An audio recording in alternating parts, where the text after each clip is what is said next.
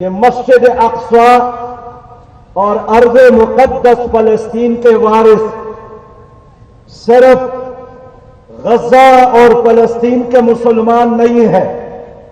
اس دنیا میں 2.25 ارب مسلمان مسجد اقصی کے وارث بھی ہیں، مسجد اقصی کے محافظ بھی ہیں، مسجد اقصی کے پاسبان بھی ہیں، مسجد اقصی کے حفاظت پر اپنی جان اور مال قربان کرنے کے لیے تیار بھی ہے. اور ہم انشاءاللہ تعالی آج اللہ رب کریم کے ساتھ وعدہ کرتے ہیں کہ اگر مسلمانوں کا عمران فلسطینیوں کا ساتھ دے یا نہ دے، ہم اللہ کو حاضر اور ناظر جان کر یہ اعلان کرتے ہیں کہ لبیک اللہم لبیک لبیک یا اقصی. ہم جان بقد سر بقد ہر قربانی کے لیے حاضر ہے.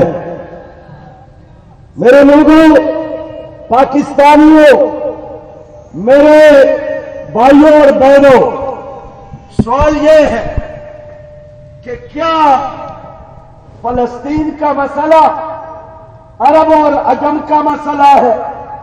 کیا یہ عرب قومیت کا مسئلہ ہے؟ کچھ لوگ ضرور اس کو عربوں کا مسئلہ بنانے کی کوشش کرتے ہیں، لیکن مسئلہ فلسطین یہ اسلام کا مسئلہ ہے، یہ ایمان کا مسئلہ ہے. مسجد اقصی ہماری عشق ہے، مسجد اقصی ہمارا ایمان ہے، اور مسجد اقصی کے ساتھ ہمارا رشتہ لا الہ الا اللہ محمد الرسول اللہ کا رشتہ ہے. یہ حضرت داؤد کا محراب ہے، یہ حضرت زکریا کا محراب ہے، یہ حضرت عیسیٰ علیہ السلام کی پیدائش کی جگہ ہے. یہ وہ جگہ ہے جہاں حضور صلی اللہ علیہ وسلم نے معراج کا سفر کیا تھا اور ساری انبیاء کے امامت یہاں انہوں نے کی تھی. اس لیے جو بھی لا الہ الا اللہ محمد رسول اللہ پر ایمان رکھتا ہے، مسجد اقصی کی آزادی کا مشن ان کو اپنی جان سے زیادہ عزیز، اپنے والدین سے زیادہ عزیز، اپنے بچوں سے زیادہ عزیز. میرے بھائیوں، میں آج اس عظیم شان جلسے میں اعلان کرتا ہوں کہ اگر امریکی بیعہ غزہ کے محاصرے کے لیے، غزہ میں قتل عام کے لیے، غزہ کے مسلمانوں کو تباہ اور برباد کرنے کے لیے آ سکتا ہے، تو سن لو، ہم بھی انشاءاللہ اپنے ماں بہنوں اور بیٹوں کی حفاظت کے لیے وہاں جا سکتے ہیں.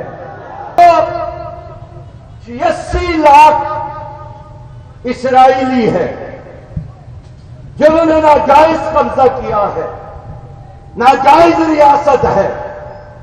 یہ زمین مسلمانوں کا ہے، لیکن انہوں نے 70 لاکھ مسلمانوں کو اپنے دیش سے بدر کیا ہے، دیش بدر کیا ہے.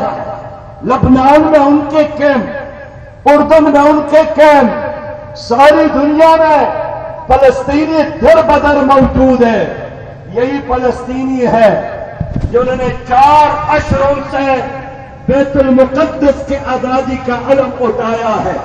ایسے حالت میں کہ مسلمان حکمرانوں نے ان کا ساتھ نہیں لیا، لیکن میں مسلمان حکمرانوں سے کہنا چاہتا ہوں کہ اللہ رب کریم نے حماس کی قربانی کے نتیجے میں آپ لوگوں کے لیے ایک راستہ کھول دیا ہے. اس وقت ساری دنیا فلسطین کی طرف متوجہ ہے. اگر آپ لوگوں نے مل کر فلسطینیوں کا ساتھ دیا، آپ محفوظ رہیں گے، عالمی اسلام متحد ہو جائے گا، امت مسلمہ کو عزت ملے گی. اور اگر آپ لوگوں نے فلسطینیوں کا ساتھ دینے کی بجائے وقت کا چاپر بن کر اور میر صادق بن کر اسرائیل کا ساتھ دیا یا خاموشی اختیار کی، یا ثالثی کے نظریے کو اپنایا تو لوگوں یاد رکھو یہاں انگریز آیا تھا اس پورے برے صغیر پر مغل بادشاہت تھی لیکن مغل بادشاہ عیاش بن گئے انہوں نے جہاد کا راستہ چھوڑا انہوں نے دین چھوڑا اور ان کا نتیجہ یہی نکلا کہ 4 سال بہادر شاہ ظفر رنگون میں ایک انگریز میجر کے حجرے میں جہاں وہ گاڑی رکھتے تھے اسی جگہ پر وہ رہے اور 4 سال بعد جب اسی جگہ پر وہ مر گئے ان کو موت آئی تو پوری ہندوستان میں ان کو قبر کے لیے 2 گز زمین بھی نہیں ملی ان کو ادھر ہی موت نصیب ہوئی. آپ کو یاد ہونا چاہیے کہ صدام حسین کو اسی امریکی فوج نے عراق میں عید الاضحیٰ کے دن پھانسی دی تھی. جب مسلمان عید کی نماز ادا کر رہے تھے تو اس امت کو ذلیل کرنے کے لیے کمزور کرنے کے لیے پریشان کرنے کے لیے انہوں نے عید کے دن کا انتخاب کیا تھا. میں اس لیے حکمرانوں سے کہنا چاہتا ہوں کہ کبھی بھی عالمی کفر آپ کو عزت کے ساتھ جینے نہیں دے گا اگر آپ لوگ متحد نہیں ہوتے.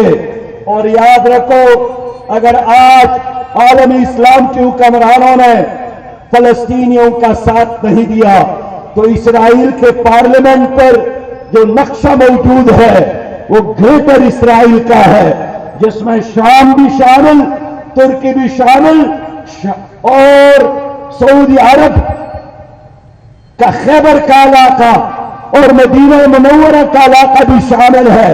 ان کا تو نعرہ یہی ہے کہ خیبر ہمارا تھا. ان کا تو دعویٰ یہی ہے کہ مدینہ منورہ میں ہمارے قبائل تھے اور حضور نے آ کر ہمارے قبائل کو مدینہ سے بھی نہیں نکالا تھا اور خیبر سے بھی نکالا تھا. تو اگر آپ اپنی حکمرانی کو بچانا چاہتے ہیں اپنی سلطنت کو بچانا چاہتے ہیں ایک ہی راستہ ہے وہ جہاد کا راستہ ہے.